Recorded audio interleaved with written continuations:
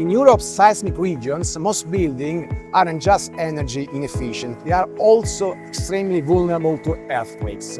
Let's take a closer look at the problem. Buildings are responsible for 40% of energy use and greenhouse gas emissions.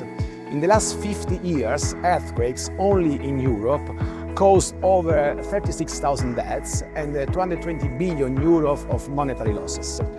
In cities like mine, Catania, where you see our pilot building in the background, more than 60% of buildings could suffer serious damage even from moderate earthquakes.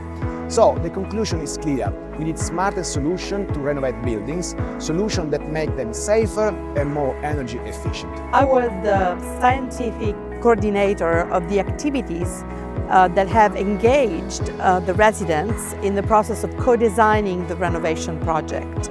eSafe is based on the most advanced position in the socio-technical literature in the building construction sector. Now we understand that co-designing the renovation is a very important thing so that all interventions that are included in the project really respond to residents' needs and priorities. I'm an engineer and an assistant work supervisor in this site. This work is really challenging. The building was in a degraded state with the deterioration of the balconies and the blowing down of the concrete coverings and some leaks on the roof. In this site we faced a lot of difficulties, but the results is very encouraging for us and for eSafe group.